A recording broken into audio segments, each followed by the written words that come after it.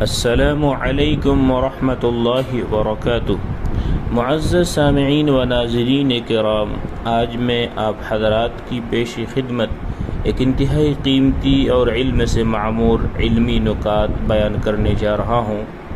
امید قوی ہے کہ آپ سبھی حضرات اس سے استفادہ کریں گے اور دوسروں کو بھی افادہ کریں گے انشاءاللہ تعالی۔ تو آج کا جو سبق ہے وہ یہ ہے کہ صفات کی کل 3 قسمیں ہیں۔ سب سے پہلی قسم جو ہے صفات کمالیہ، دوسری قسم صفات مستحسنہ اور تیسری قسم ہے صفات مذمومہ۔ اب ان کے مابین کیا فرق ہے وہ بھی آپ حضرات کے مابین میں پیش کر رہا ہوں۔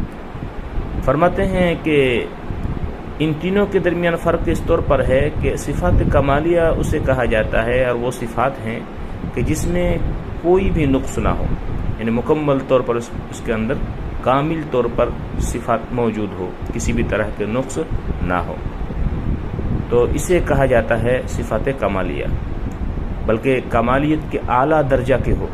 اب اس کو مثال سے یوں سمجھیے جیسے کہ باری تعالیٰ کی جملہ صفات، اللہ رب العزت کی جتنی بھی صفات ہے وہ صفات کمالیہ کہلاتے، کیونکہ خداوند قدوس کی ذات عالی شان جو ہے مکمل طور پر کامل و اکمل ہے، لہذا اسے صفت کمالیہ کہا جاتا ہے۔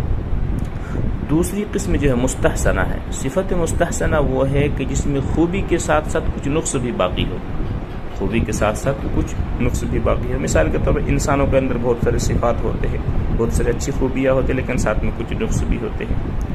اور تیسری چیز جو ہے اس کو کہا جاتا ہے صفات مذمومہ۔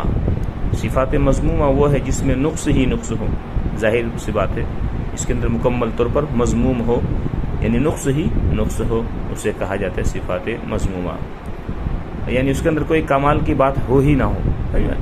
خیر، تو یہاں پر ایک بات سمجھنی چاہیے کہ صفات کمالیہ پر، یعنی جب کسی کی صفات کمالیہ بیان کی جائے گا تو اس پر حمد اور مدح یہ دونوں چیز ہوتی ہے، حمد اور مدح دونوں چیز ہوتی ہے۔ البتہ رہی بات صفات مستحسنہ، تو فرماتے ہیں صفات مستحسنہ پر محض مدح ہوتی ہے، حمد نہیں ہوتی، اور صفات مذمومہ پر نہ ہی جو ہے حمد ہوتی ہے اور نہ ہی مدح ہوتی ہے۔